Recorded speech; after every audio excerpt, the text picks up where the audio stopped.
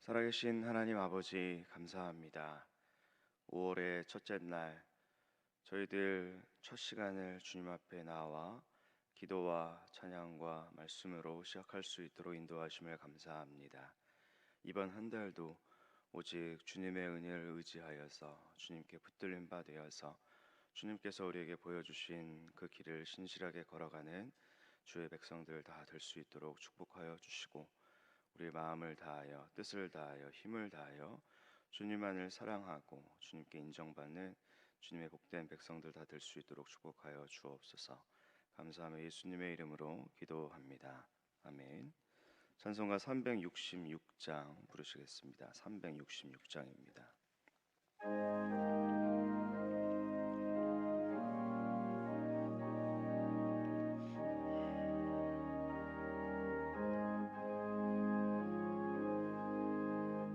어두운 내는 밝히사 진리를 보게 하소서.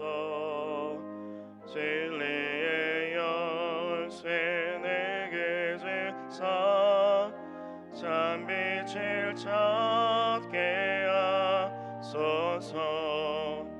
깊으신 뜻을 알고자 엎드려 기다리오니 내 눈을 뜨게 하소서. 성령이여 막혀진 내 귀여 시사 주님의 귀한 음성을 이 귀로 밝히 들을 때에 내 깊음을 향하겠네. 깊으신 뜻을 알고자 엎드려 기다리오니 내 귀를 열어주소서. 성령이여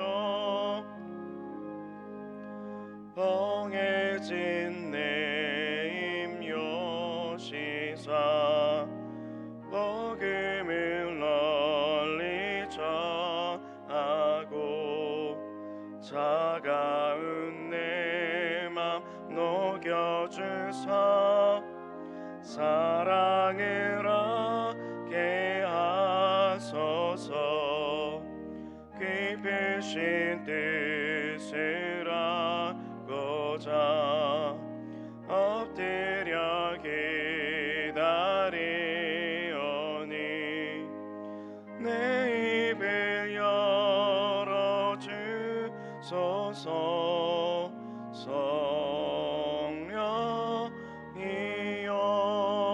성령이여. 하나님 말씀 신명기 12장 1절에서 7절의 말씀입니다. 신명기 12장 1절로 7절입니다.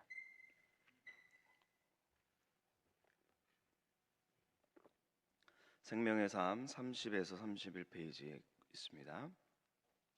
구약성경 280면 신명기 12장 1절로 7절의 말씀을 교독한 후에 마지막 절은 합독하겠습니다. 내 조상의 하나님 여호와께서 내게 주셔서 차지하게 하신 땅에서 너희가 평생에 지켜 행할 규례와 법도는 이러하니라.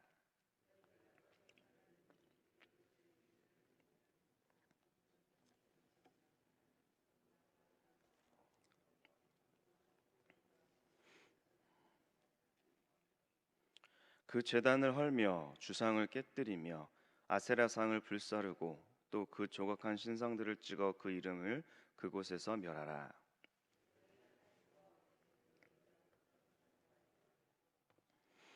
오직 너희의 하나님 여호와께서 자기의 이름을 두시려고 너희 모든 지파 중에서 택하신 곳인 그 계실 곳으로 찾아 나아가서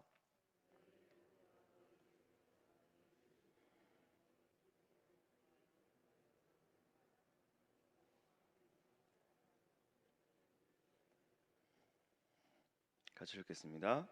거기 곧 너희의 하나님 여호와 앞에서 먹고 너희의 하나님 여호와께서 너희의 손으로 수고한 일에 복 주심으로 말미암아 너희와 너희의 가족이 즐거워할지니라. 아멘. 살아계신 하나님의 말씀입니다. 우리 교회는 코로나19로 인해서 3월부터 4월 첫째 주일까지 6주간 온라인 예배를 드렸고, 부활 주일부터는 온라인 예배와 또 현장 예배를 함께 병행해서 드리고 있습니다. 아직은 그 주일에 버스 운행은 하고 있지 않죠. 정부가 정한 사회적 거리두기에 동참하는 차원에서 그렇게 하고 있습니다만, 이 소위 황금 연휴가 끝나고 5월 둘째 주일부터는 정상적으로 예배를 재개할 계획을 가지고 있습니다. 이렇게 코로나19로 인해서 온라인 예배를 어쩔 수 없이 드리게 되면서 교계 안에서는 예배에 대한 논쟁이 한창 벌어지고 있습니다.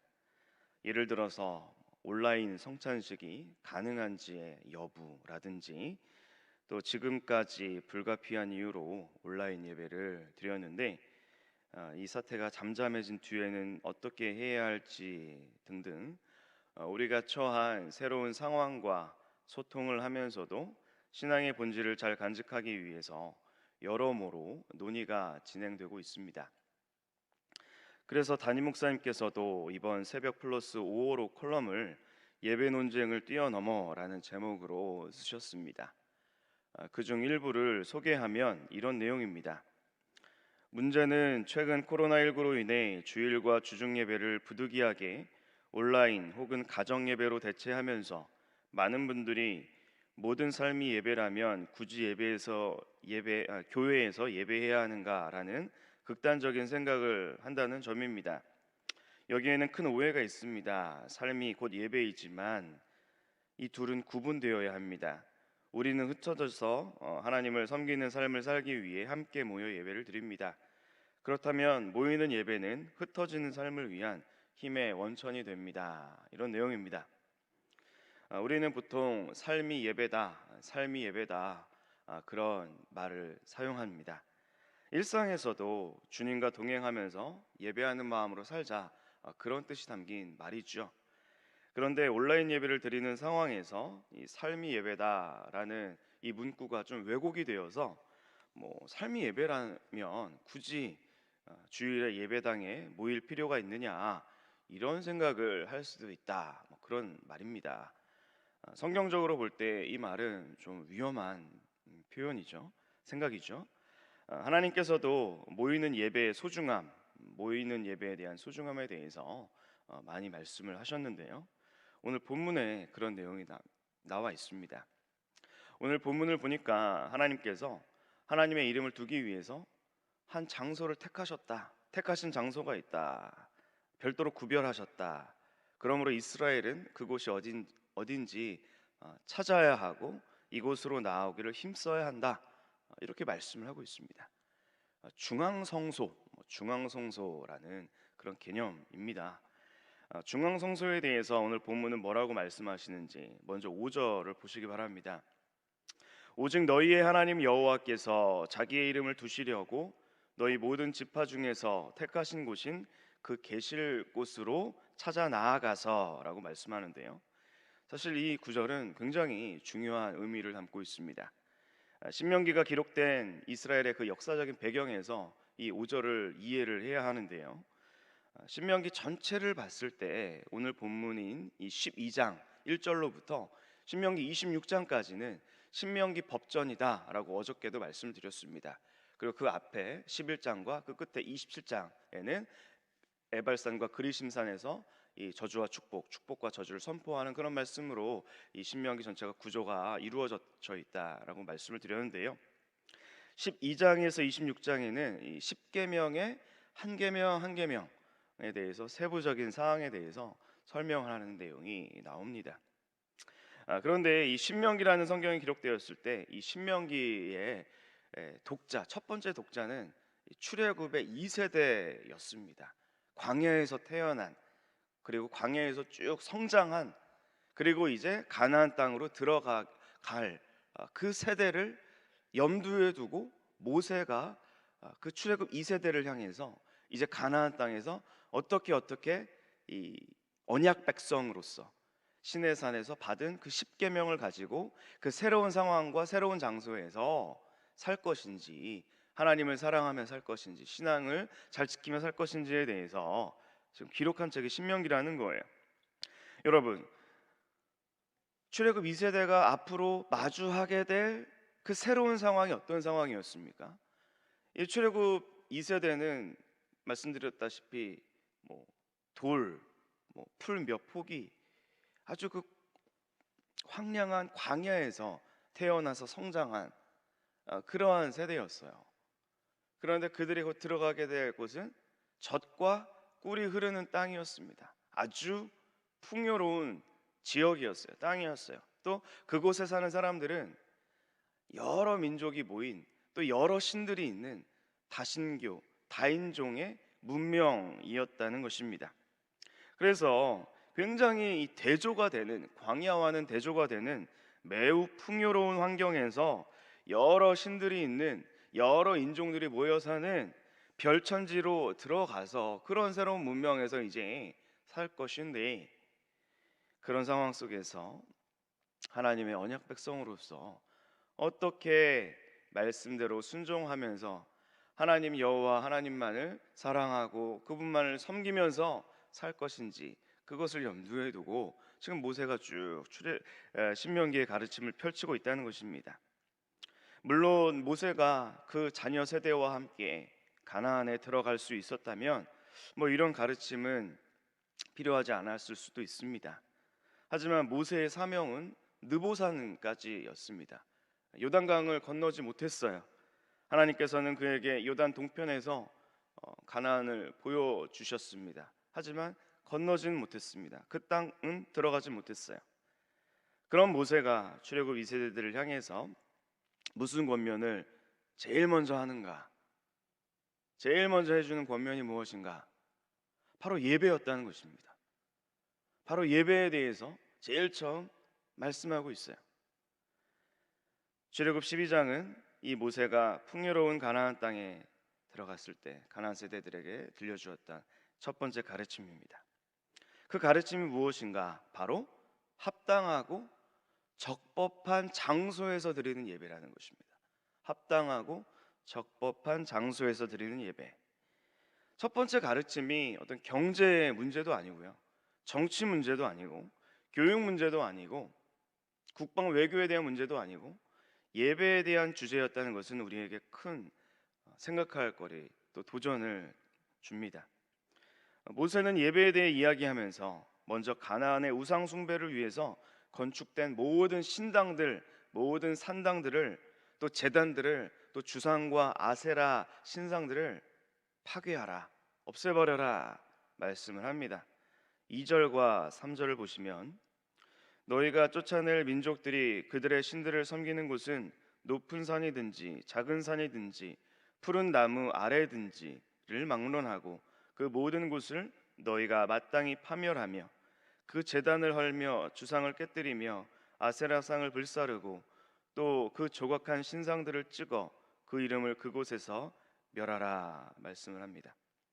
이렇게 이스라엘은 먼저 바른 예배를 드리기에 앞서서 가나안 이방 민족들이 섬기던 우상들, 특히 그들이 종교 행사를 벌인 모든 장소들을 제거해야 했습니다. 그들의 제단을 헐며 주상을 깨뜨리며 아세라상을 불사르고 조각한 신상들을 찍어 파괴하라고 말씀하십니다. 3절에는 세 개의 동사가 나오는데 모두 강세형 동사를 사용을 해서 강조의 의미를 담은 조사를 붙여서 한층 그 의미를 강조를 하고 있다는 것에 우리가 주목을 할 필요가 있어요. 그래서 헐다라는 동사의 히브리어가 나타치인데 강세형 동사인 니타치를 사용을 했습니다. 찍다, 멸하다 다 강세형 동사를 사용하고 있어요. 그래서 이 강세형 동사를 사용한 이유는 뭐냐? 이스라엘 자손들이 얼마나 강한 적대감, 얼마나 강한 그 적의를 가지고 가나안의 이 이방 신상들을, 종교 시설들을 파괴해야 하는지를 보여주는 것입니다. 그냥 가서 의무적으로 그냥 없애버리는 게 아니라 강한 적대감을 가지고 다 멸하고 태워버리고 파괴해야 한다. 그렇게 지금 말씀하고 있는 것입니다. 하나님께서는 그 신상들을, 그 이방 신들의 산당들을 반드시 멸절해야 한다. 우상 숭배 장소인 그 모든 제단들을 헐어버리고 파괴하고 우상의 이름을 지워버려야 한다. 이렇게 강력하게 명령을 하고 계신다라는 것이죠. 그러면서 5절과 6절에서 계속 이렇게 말씀하십니다. 오직 너희의 하나님 여호와께서 자기의 이름을 두시려고 너희 모든 지파 중에서 택하신 곳인 그 계실 곳으로 찾아 나아가서 너희의 번제와 너희의 제물과 너희의 11조와 너희 손의 거제와 너희의 서원제와 낙헌 예물과 너희의 소와 양의 처음 난 것들을 너희는 그리로 가져다가 드리고, 하나님께서는 이스라엘 12지파에게 땅을 기업으로 주시고 그 중에서 하나님의 이름을 두실 장소를 선택하셨다고 말씀하십니다.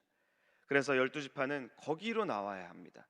그 택하신 장소로 나와서 정해진 규례에 맞춰서 정해진 제물을 하나님께 드려야 된다라고 5절과 6절은 말씀하시죠.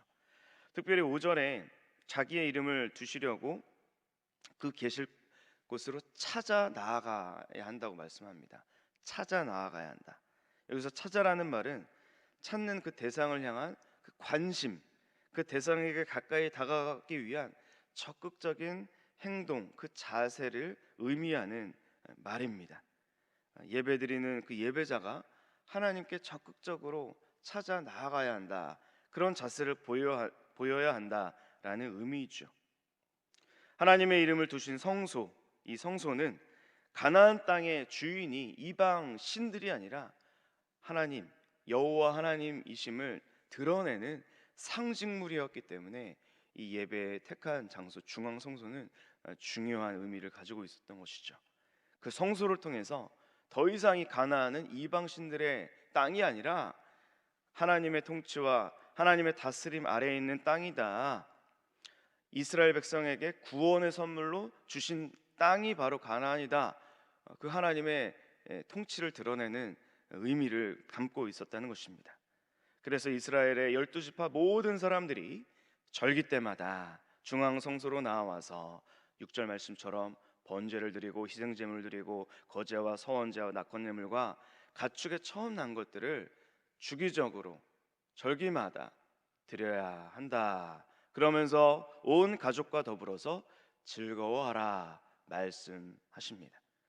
하나님의 다스림을 받으면서 그 하나님이 통치하시는 하나님의 나라에서 참된 행복과 만족과 평안을 누리면서 모든 이웃과 더불어서 살아라 말씀하는 것이죠. 7절의 말씀을 보시면 거기 곧 너희의 하나님 여호와 앞에서 먹고 너희 하나님 여호와께서 너희의 손으로 수고한 일에 복 주심으로 말미암아 너희와 너희 가족이 즐거워할지니라 말씀하십니다. 이렇게 이 중앙 성소 예배를 드리는 그 자리는요, 기쁨과 잔치의 자리였습니다.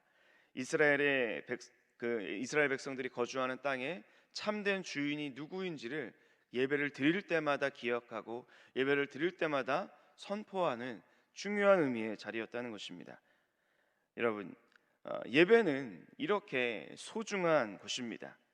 왜 우리가 재난과 어려움 중에서도 예배를 포기하지 않고 어떻게든지 온라인으로든지 모든 방법을 강구해서 예배드리기를 힘써야 하는 것입니까? 예배는 바로 우리 삶의 이 중심축이 되기 때문이죠. 중심축. 왜 어떻게든 우리가 다시 모일 것을 준비하고 또 기도하고 또 안전한 예배를 위해서 노력하고 있습니까? 예배가 죽으면 우리의 영혼이 죽기 때문입니다. 예배가 살아나야 우리의 영혼이 살고 예배에 은혜가 있어야 우리의 심령에 은혜가 가득하고 예배에 감격이 있어야 우리 입술에 우리 심령에 찬송과 감사의 고백이 계속 이어질 수 있기 때문입니다. 그래서 저는 불가피한 경우에는 흩어져서 가정에서 또 온라인 영상 예배를 드려야 하지만 사태가 진정되고 잠잠해지면 어떻게든 다시 모여서 예배를 드리기 위해서 노력을 하고 또 서로 협력하고 또 함께 권면하고 연락해서 함께 정해진 시간에 정해진 날에 이 정해진 장소에 함께 모여서 예배해야 하는 것이 옳다라고 생각을 합니다. 뭐 어떤 분들은 이렇게 말할 수도 있습니다. 뭐 두세 사람이 내 이름으로 모이는 곳에 나도 그들과 함께 하겠다. 예수님이 말씀하셨으니까 굳이 예배당에 안 모여도 괜찮다. 뭐 바울이 우리 몸은 거룩한 성전이라고 했으니 굳이 교회에 모여서 예배를 드리지 않아도 괜찮다. 뭐 그렇게 말을 하는 분들도 있을 수 있는데 참 위험한 생각입니다. 여러분, 신앙은 언제 힘을 갖습니까? 신앙은 언제 힘을 갖고 언제 우리의 신앙이 자랍니까? 하나님의 이름을 두시기로 택하신 그 장소, 그 거룩함의 의미를 담고 있는 그 장소에서 12지파가 모여서 예배를 드렸듯이 교회라는 이름으로 세워진 이 구별된 장소, 구별된 건물, 또 주일이라고 떼어서 구별된 거룩한 그 시간, 교회까지 오기 위해서 준비하고 수고하고 오고 가는 그 모든 과정들, 함께 모여서 말씀을 듣고 성찬을 나누면서 영적으로 교통을 하는 성도의 그 회합을 통해서 그때 신앙이 성장하는 것입니다. 한마디로 말하면 신앙은 공동체를 통해서 성장하는 것입니다. 공동체의 활동을 통해서, 공동체의 행함을 통해서, 공동체적인 나눔을 통해서 그때 신앙은 성장한다. 성경은 그렇게 우리에게 보여주고 있습니다. 그러므로 모이는 예배가 잘 이루어지고 모이는 예배에 은혜가 있고 모이는 예배 가운데 힘을 얻을 때에 그때 흩어져서 예배자로 살아갈 수 있고 가정에서 일터에서 두세 사람이 주님의 이름으로 모이는 그 장소에 의미가 있을 수 있다는 것이고 우리 각자가 어디에 있든 성령께서 거하시는 거룩한 성전으로서 의미가 있는 것입니다. 풍요로운 장소 또 풍요로운 세대를 향해서 하나님께서는 모세를 통해서 말씀하십니다. 우상 숭배의 장소와 그 신상들을 철저하게 파괴하고 택하신 장소에서 모여서 예배를 잘 드려야 한다. 대강 예배를 드리는 것이 아니라 규례대로, 말씀대로, 기록된 율법대로 정성껏 예배를 드려야 한다 말씀합니다. 여러분, 우리가 모든 것이 풍요로운 세대 속에서, 세상 속에서 살고 있죠. 우리는 경계해야 합니다. 무엇을 경계해야 합니까? 우리가 드리는 예배마저 쉽고 편안하게 드리려고 하고 있지 않는가? 그냥 핸드폰 켜고 혹은 스마트 TV를 켜고 유튜브를 켜고 눈으로 보고 듣고 온라인으로 헌금 계좌 이체하고 그것으로 내가 드릴 예배를 다 드렸다. 그렇게 생각하면은 됩니까? 안 됩니까? 안 된다는 것입니다. 위험하다는 것입니다. 물론 불가피한 경우는 어쩔 수 없는 경우에는 어쩔 수 없지만 그죠? 그렇게 쉽게 타협하면 안 된다라는 것입니다. 혹시 우리가 2, 3개월 정도 온라인 예배를 이렇게 불가피한 상황에서 영상 예배를 드리면서 나도 모르게 그렇게 가랑비에 옷 젖듯 이런 생각을 하고 있지는 않은가 돌아봤으면 좋겠습니다. 오늘 주신 말씀을 통해 다시 한번 우리 이 신앙의 옷깃을 여미는 그런 계기가 되어야 할 줄 믿습니다. 예배는 생명과도 같습니다. 하나님의 입장에서 경제도 정치도 안보도 국방도 교육도 모두 예배 그 다음의 문제인 것입니다. 우리도 이렇게 예배를 최우선순위로 여기고 바른 예배를 위해서 힘을 다해야 할 줄을 믿습니다.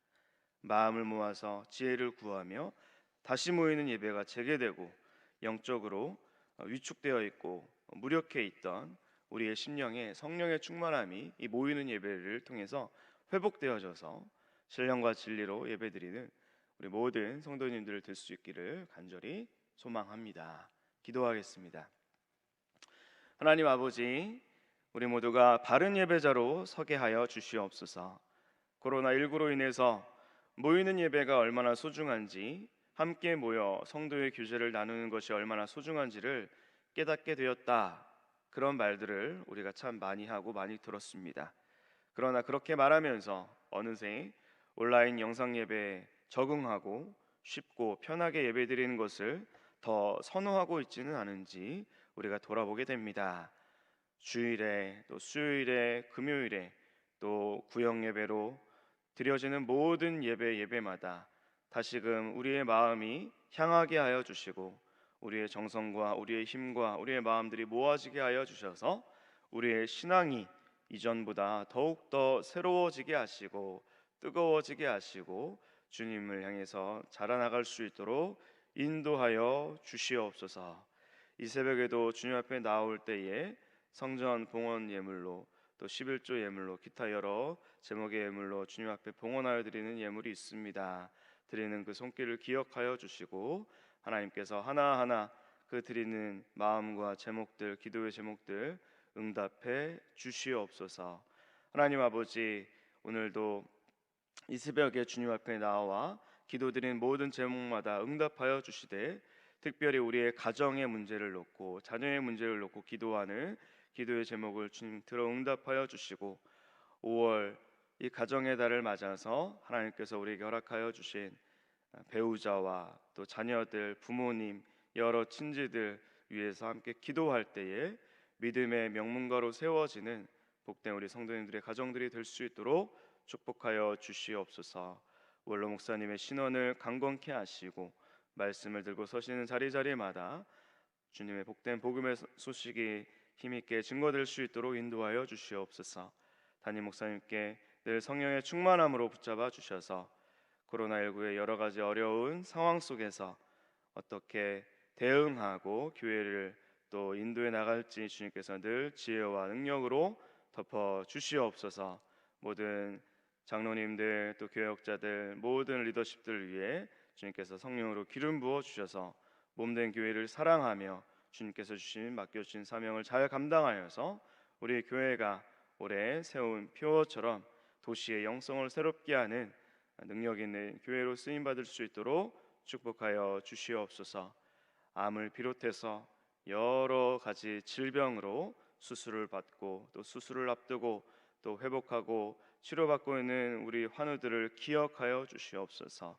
주님께서 치유의 광선을 비추어 주셔서 하나님 아버지 속히 회복되게 하시고 치유되게 하여 주셔서 함께 예배드리는 기쁨을 누릴 수 있도록 인도하여 주시옵소서. 이 새벽에도 도우시는 하나님의 은혜를 경험하고 돌아가는 우리 모든 기도하러 모인 성도님들 될 수 있도록 축복하여 주시옵소서. 예수 그리스도 이름으로 기도하옵나이다. 아멘. 하늘에 계신 우리 아버지, 아버지의 이름을 거룩하게 하시며 아버지의 나라가 오게 하시며 아버지의 뜻이 하늘에서와 같이 땅에서도 이루어지게 하소서. 오늘 우리에게 일용할 양식을 주시고 우리가 우리에게 잘못한 사람을 용서하여 준 것 같이 우리 죄를 용서하여 주시고 우리를 시험에 빠지지 않게 하시고 악에서 구하소서. 나라와 권능과 영광이 영원히 아버지의 것입니다. 아멘. 주신 말씀과 또 가지고 나오신 기도 제목을 위해서 주여 세 번 부르고 통성으로 기도하겠습니다. 주여, 주여, 주여. 좋으신 하나님 아버지, 주님 앞에 아버지 하나님 깨어 예배하며 기도하는 성도들의 하나님 아버지 모든 제목들마다 응답하여 주시고 하나님의 도우심을